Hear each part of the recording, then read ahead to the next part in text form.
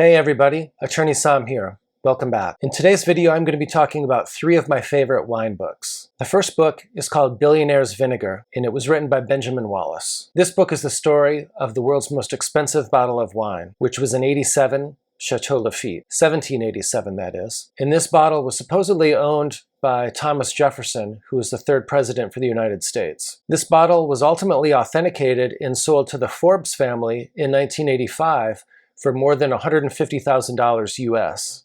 This is one of around 12 bottles or so that an individual named Hardy Rodenstock supposedly located in the wall of a Paris basement. According to Mr. Rodenstock, the fact that several of the bottles had the letters TH.J on them signified that the wine used to belong to President Thomas Jefferson, perhaps when he was the ambassador to Paris. Several of these bottles became the source of litigation, as you might expect, including a number of suits filed by a billionaire from the United States named William Koch. During the litigation, Rodenstock maintained that the bottles were authentic, but he refused to participate in the court cases or say who sold him the bottles or provide any other information to authenticate those bottles. This is a very fascinating book, and it's one that goes very quickly. I definitely recommend it and think it's very, very entertaining and one that everyone would enjoy. It should be noted, however, that Michael Broadbent is mentioned in the book, and he ultimately prevailed in litigation on the basis of libel regarding his portrayal in the book, which he claimed was inaccurate. So please be sure to take that part of it with a grain of salt. And if you're interested in this book or any of the other books that I'm going to discuss in this video, they're listed in the links below. The second book is entitled Wine and War, and it was written by Don and Petey Kladstrup. This is the story of the French, the Nazis, and the battle for France's greatest treasure, namely wine. As the title suggests, this is the story about how the French tried to minimize or prevent the Nazis from acquiring their wine, including the most valuable wine that they had during World War II.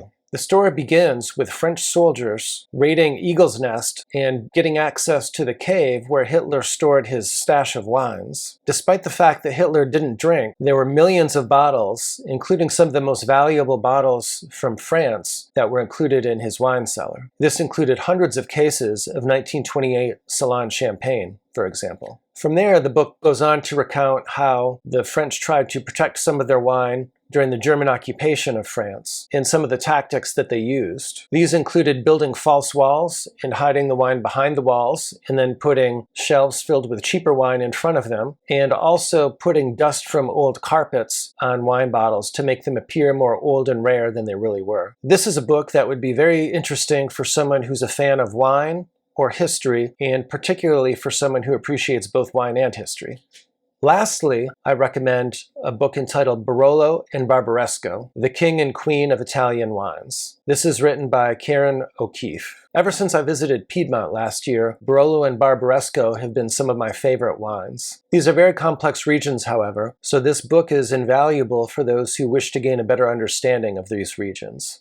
The book is written in three parts. The first part discusses the history of Barolo and Barbaresco, as well as the Nebbiolo grape that's used to produce those wines. One of the most interesting aspects for me is the impact that the soil has on the finished wine. For example, Serralunga d'Alba tends to produce the most powerful wines, whereas La Mora has wines that are more graceful and a little bit lighter in terms of body.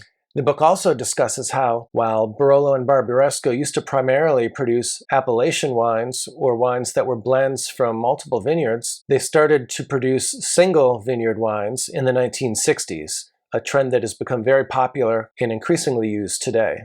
It also discusses the so-called Barolo Wars. This was the battle between traditional and modern winemakers that erupted after traditional winemakers became upset when modernists began trying to use shorter maceration times and then age their wines in new French oak rather than following the traditional approaches that had been used for years. Parts 2 and 3 contain an overview of numerous important winemakers in both Barolo and Barbaresco. In all, there's about 72 winemakers that are discussed, and these are organized by region. So if you're interested in learning more about Barolo and Barbaresco, this is a fantastic way to do it, and it's a book that I highly recommend. I hope you enjoyed this video. If you did, please smash that like button and subscribe to my channel so you don't miss the next one. I come out with wine-related videos at least once a week. Until then, drink well.